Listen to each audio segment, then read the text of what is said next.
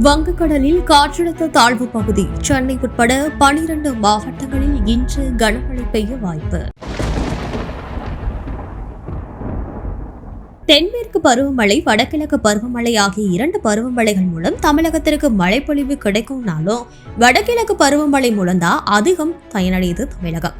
அந்த வகையில இந்த ஆண்டுக்கான வடகிழக்கு பருவமழை கடந்த அக்டோபர் மாதம் 14ஆம் தேதி தொடங்குச்சு.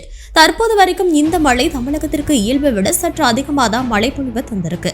இந்த நிலையில தென்மேற்கு வங்கக்கடல் பகுதிகளில் மேல் நிலவர வளிமண்டல கீழடுக்கு சுழற்சி காரணமா கடந்த 9ஆம் தேதி காற்றழுத்த தாழ்வு பகுதி உருவாகும்னு கணிக்கப்பட்டுச்சு.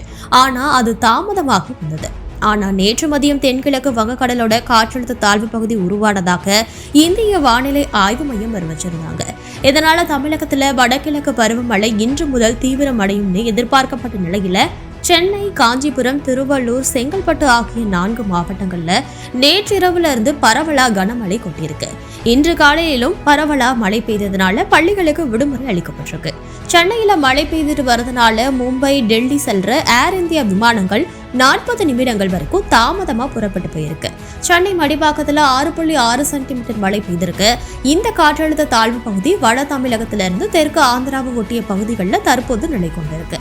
இது தமிழகத்தை நோக்கி நகர்ந்துட்டு வரதுனால சென்னை வானிலை ஆய்வு மையம் அறிவிச்சிருக்காங்க. இதன் காரணமா தமிழகத்துல இன்று சென்னை, திருவள்ளூர், காஞ்சிபுரம், செங்கல்பட்டு, விழுப்புரம், கடலூர், புதுக்கோட்டை, ராமநாதபுரம் மற்றும் தஞ்சாவூர், திருவாரூர், நாகப்பட்டினம், மயிலாடுதுறை ஆகிய 12 மாவட்டங்கள் மற்றும் புதுச்சேரி, காரைக்கால் பகுதிகளில் ஓரிரு இடங்கள்லயும் கனமழை பெய்ய வாய்ப்பு இருக்குன்னு வானிலை ஆய்வு மையம் தெரிவிச்சிருக்காங்க. அதே நேரத்தில் சென்னை, காஞ்சிபுரம், செங்கல்பட்டு, திருவள்ளூர், வேலூர், ராணிப்பேட்டை ஆகிய மாவட்டங்களில் இடிமின்னலோட கனமழைக்கு வாய்ப்பு இருக்கிறதாகவும் அறிவிக்கப்பட்டிருக்கு. நாளையும் மேற்கண்ட 12 மாவட்டங்கள் மற்றும் புதுச்சேரி, காரைக்காலோட ராணிப்பேட்டை, மதுரை, விருதுநகர், சிவகங்கை, தூத்துக்குடி மாவட்டங்கள்ல கனமழை பெய்யக்கூடும்னு கணிக்கப்பட்டிருக்கு. இந்த காற்றழுத்தம் காரணமா தொடர்ந்து 6 நாட்கள் தமிழகத்துல பரவலா கனமழை பெய்ய வாய்ப்பு இருக்கு. இதுபோல சுவாரஸ்யமான பல பயனுள்ள தகவல்கள் மற்றும் உடனடியான செய்திகளுக்கு தமிழ் நியூஸுடன் இணைந்திருங்கள்.